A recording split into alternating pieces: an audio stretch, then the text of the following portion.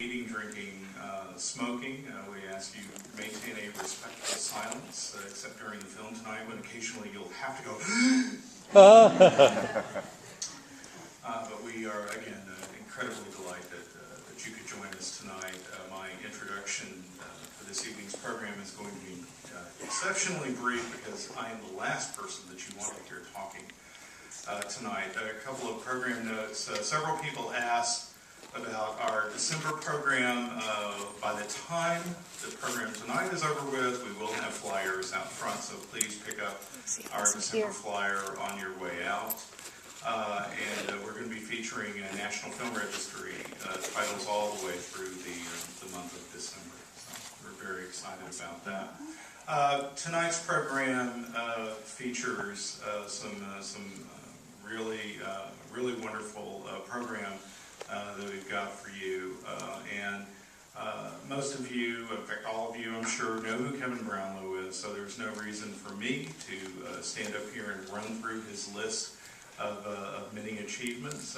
Kevin is joined this evening by his partner in photoplay productions, Patrick Stanberry, who will also be speaking on the restoration of The Cat and the Canary, and after the program we are going to have a short Q&A session.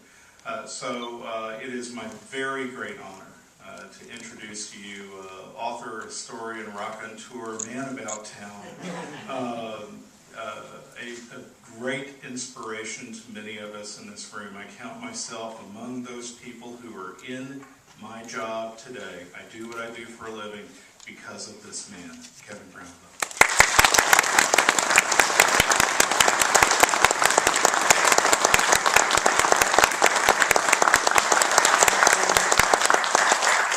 Said raconteur, I was going to say rock star. No such luck. I'm going to talk to you about being a film collector. When I came out to America to work here in late 1969, 1970, it was the beginning of a period when the FBI targeted film collectors, and a lecture like mine could have ended with me being arrested at the door. So I'm taking a risk nonetheless. The film industry does not like us, and yet we have rescued an awful lot of films they would otherwise have got rid of. It all started, I was sent away to school, boarding school at the age of 3 during World War II. And the little school I went to never showed us any films except what Dr. Bernardo's. I don't know whether you know Dr. Bernardo's over here, but in England it's a charity for orphans. And they used to come and collect the money that we collected by putting pennies in a little house. And then as a reward, they'd show us this terribly badly shot film. I had never seen a film of any sort, but I knew instinctively that this was badly shot. When I went to a professional cinema for the first time, I still remember the shock that I got seeing a 35mm perfectly graded print of a newsreel. There were 4 naval officers walking towards the camera. And just to show you how technically sophisticated I was, I knew they'd fall into the cinema when they got closer. So when I went to the next school, which was far worse, it was like Colwitz, and literally the children used to escape from it. And they'd send the tradesmen's vans out across the golf course to try and find them and bring them back, and you could hear them being whipped forward like Charles Lawton up in the attic. But the one thing the headmaster did, he was a horrible man, but he was a film enthusiast. And he'd hire, he couldn't afford more than one sound film a term, so we'd see,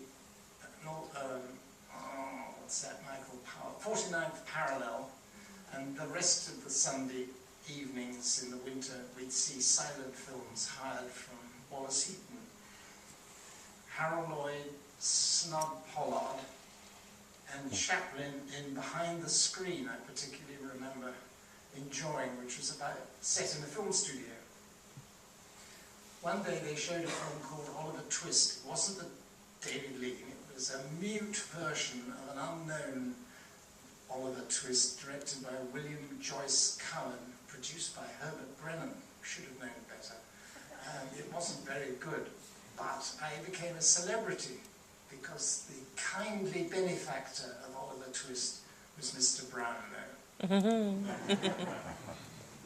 I used to sit as close to the projector as I could get, which meant sitting on the stone chapel floor, right underneath the stand on which the projector was. And one day, Oliver Twist jammed.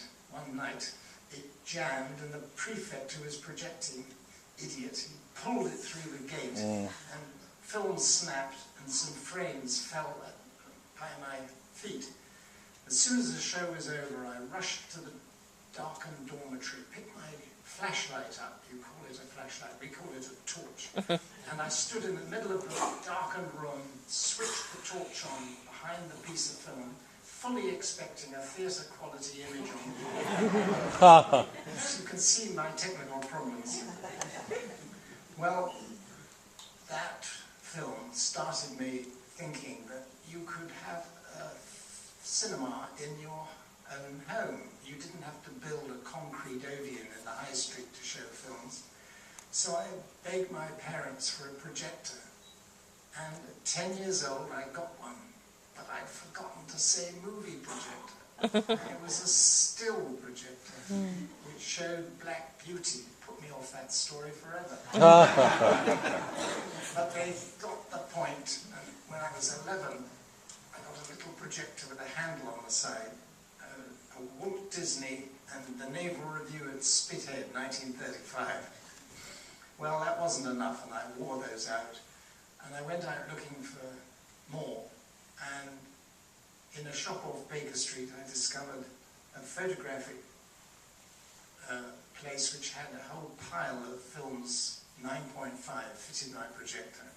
They were 1 and 6 each, which I suppose was about 15 cents or something.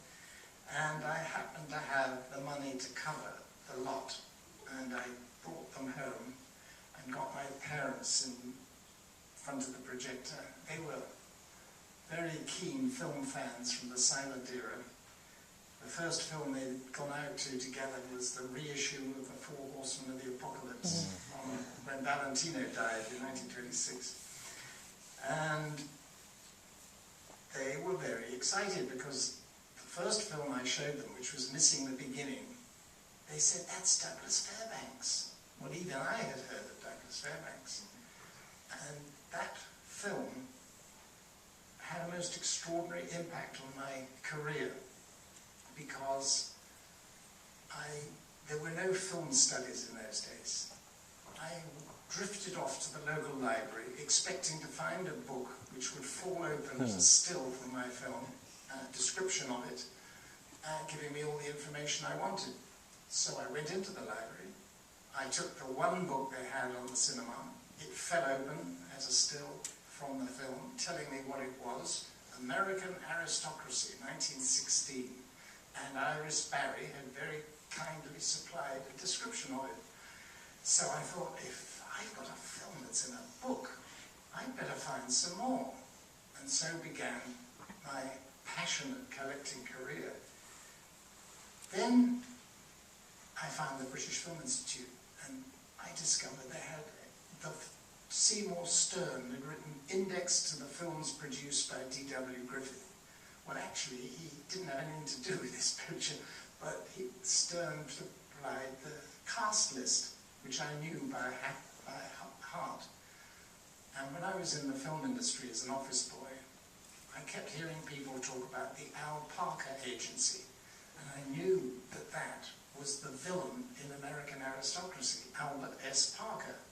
So I thought, well, why not? I rang him up and I said, does the name Douglas Fairbanks mean anything to you? He said, Doug, Jesus Christ, I directed him. And he'd made The Black Pirate, the first successful Technicolor picture. So when I told him what I had, he said, bring it over. So I took my projector to this great agent's office. He was the agent for Richard Attenborough. He discovered him. and he had been the director for Gloria Swanson, John Barrymore, you name it. So he told me everything about the silent era that he knew. And then when people came to town, he used to say, King Vidor, Hyde Park Hotel, tell him I sent you.